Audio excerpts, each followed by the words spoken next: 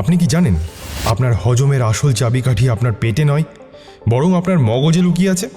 আমরা ভাবি যে খাবার মুখে দিলেই পাকস্থলী তার কাজ শুরু করে দেয়, কিন্তু বিজ্ঞানের এক ভয়ঙ্কর সত্য হলো আপনি যখন এক হাতে মোবাইল নিয়ে স্ক্রল করতে করতে বা টিভির সামনে বসে খাবার খান, তখন আপনার পাকস্থলী আক্ষরিক অর্থেই প্যারালাইজড বা পক্ষাঘাতগ্রস্ত হয়ে পড়ে। আপনার শরীর তখন আপনার সামনে রাখা অমৃতকেও বিষে বদলে দেওয়ার ক্ষমতা রাখে। মডার্ন নিউরোসায়েন্স একে বলছে দ্য গাড ব্রেন অ্যাক্সিস। আপনার মস্তিষ্ক এবং আপনার পাচনতন্ত্র একটি বিশাল বায়ো হাইওয়ে বা ভেগাস নার্ভের মাধ্যমে একে অপরের সাথে যুক্ত। আপনি যখন স্ক্রিনের দিকে তাকিয়ে থাকেন, তখন আপনার মস্তিষ্ক মনে করে আপনি কোনো বিপদে আছেন বা উত্তেজিত অবস্থায় আছেন। ফলাফল, আপনার শরীরের হজমের আগুন নিভে যায় এবং খাবার পেটের ভেতর ঘন্টার পর ঘন্টা ধরে পৌঁছতে শুরু করে, যার শেষ পরিণতি হলো ক্রনিক গ্যাস, অম্বল, ফ্যাটি লিভার এবং মারাত্মক ব্রেন ফগ। আজকের এই আলোচনা সম্পূর্ণভাবে বৈজ্ঞানিক গবেষণা এবং আয়ুর্বেদিক তত্ত্বের উপর ভিত্তি করে তৈরি। এটি কোনো সরাসরি চিকিৎসা বা ডাক্তারের বিকল্প নয়। আপনার যদি গুরুতর কোনো পাকস্থলী বা হরমোনাল সমস্যা থাকে, তবে অবশ্যই বিশেষজ্ঞ চিকিৎসকের পরামর্শ নিন। চলুন ডিকোড করা যাক সেই অদৃশ্য ঘাতককে, যা আমাদের অজান্তেই আমাদের তিলে তিলে শেষ করছে। অধিকাংশ মানুষ মনে করেন হজম শুরু হয় লালা বা স্যালাইভা দিয়ে, কিন্তু বিজ্ঞান বলছে হজম শুরু হয় খাবার স্পর্শ করারও অনেক আগে, যখন আপনি খাবারকে দেখেন বা তার গন্ধ পান। একে বিজ্ঞানের ভাষায় বলা হয় সেফালিক ফেজ অফ ডাইজেশন। আপনি যখন আপনার পছন্দের খাবারের দিকে তাকিয়ে থাকেন, আপনার অপটিক নার্ভ ব্রেনকে সিগন্যাল পাঠায়।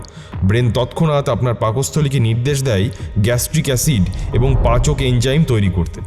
ঠিক যেমন কোনো ভিআইপি আসার আগে লাল কার্পেট বিছানো হয়, আপনার পাকস্থলীও খাবার আসার আগেই নিজেকে প্রস্তুত করে ফেলে। কিন্তু যখন আপনি মোবাইলের দিকে তাকিয়ে থাকেন, আপনার ব্রেন খাবারকে দেখছে না, সে দেখছে রিলস, ইউটিউব বা খবরের উত্তেজনা। ফলে সেই লাল কার্পেট আর বিছানো হয় না। আপনার পাকস্থলী বুঝতেই পারে না যে খাবার আসছে। আপনি যখন সেই অবস্থাতেই খাবার গিলে ফেলেন, তখন পাকস্থলী অপ্রস্তুত থাকে। হজমের রস বা এনজাইমের অভাবে সেই খাবার তখন আপনার পেটে গিয়ে একটি পাথরের মতো ভারী হয়ে বসে থাকে। একেই আয়ুর্বেদ বলে আম বা বিষাক্ত বজ্র। আমাদের শরীরে একটি বিশেষ নার্ভ আছে যার নাম হলো ভেগাস নার্ভ। এটি আমাদের দশম ক্রেনিয়াল নার্ভ এবং এটিই হলো গাট ব্রেন অ্যাক্সিসের প্রধান চালক। এই নার্ভটি আমাদের শরীরের প্যারাসিম্প্যাথেটিক নার্ভাস সিস্টেমের অংশ, যাকে বলা হয় রেস্ট অ্যান্ড ডাইজেস্ট মোড। আপনি যখন শান্ত হয়ে মন দিয়ে খাবার খান, তখন এই ভেগাস নার্ভ পাকস্থলীতে নিয়মিত মেসেজ পাঠাতে থাকে, এখন খাবার হজম করার সময়, রক্ত চলাচল বাড়াও, এনজাইম রিলিজ করো। কিন্তু মোবাইলের স্ক্রিন বা টিভির হাই ডেফিনিশন ভিজুয়াল আপনার ব্রেনকে সিম্প্যাথেটিক মোডে পাঠিয়ে দেয়। একে বলা হয় ফাইট অর ফ্লাইট রেসপন্স। আপনার ব্রেন যখন স্ক্রিনের উত্তেজনায় মজে থাকে, সে মনে করে আপনি কোনো যুদ্ধের ময়দানে আছেন। তখন সে পেটের দিক থেকে সমস্ত রক্ত চলাচল বন্ধ করে দিয়ে সেই রক্ত হাত, পা এবং ব্রেনের দিকে পাঠিয়ে দেয়। আপনি যখন লড়াইয়ের মেজাজে আছেন, তখন শরীর হজমকে কোনো গুরুত্বই দেয় না। ফলে আপনার খাওয়ার ঠিক পরেই বুক জ্বালা বা পেটে ভারী ভাব শুরু হয়। আপনি হয়তো ইনো বা অ্যান্টাসিড খাচ্ছেন, কিন্তু আসল সমস্যা আপনার পেটে নয়, সমস্যা আপনার সেই উত্তেজিত ব্রেনে। আপনি কি কখনো ভেবেছেন কেন আমরা এক থালা বিরিয়ানি খাওয়ার আধ ঘন্টা পর আর এক চামচও খেতে পারি না? আমাদের পাকস্থলী যখন ভরে যায়, তখন সে ব্রেনকে একটি সিগন্যাল পাঠায়। এই সিগন্যাল পাঠানোর জন্য কাজ করে লেপটিন নামক একটি হরমোন। একে বলা হয় স্যাটাইটি হরমোন বা তৃপ্তির হরমোন। এই সিগন্যালটি পৌঁছাতে পাকস্থলী থেকে ব্রেন পর্যন্ত সময় লাগে প্রায় 20 মিনিট। আপনি যদি মোবাইল দেখতে দেখতে খাবার খান, তবে আপনি আপনার শরীরের এই হরমোনাল মেসেজটা মিস করে যান। ব্রেন তখন বুঝতে পারে না যে পেট ভরে গেছে।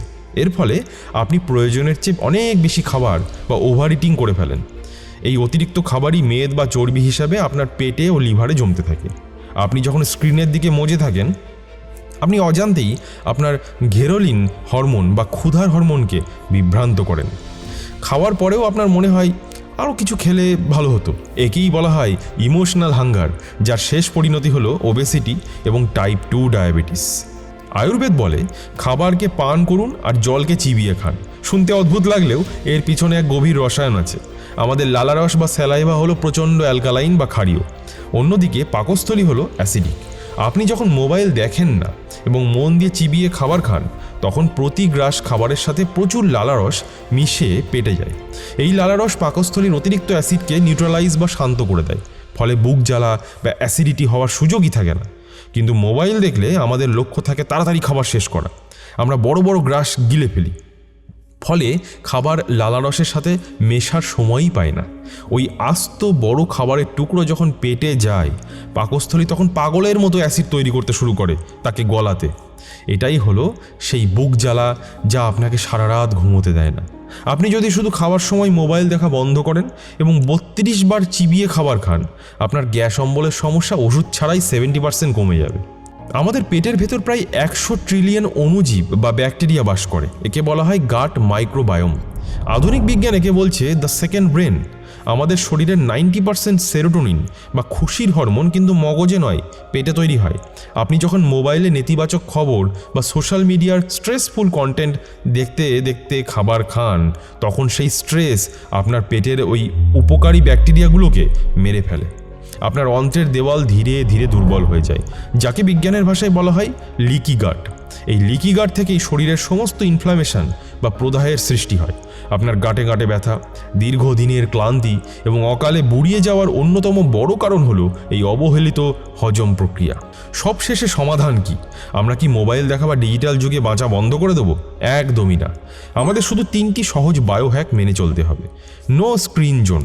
খাওয়ার টেবিল বা আপনি যেখানে বসে খাচ্ছেন তার 5 ফুটের মধ্যে কোনো মোবাইল বা টিভি থাকবে না।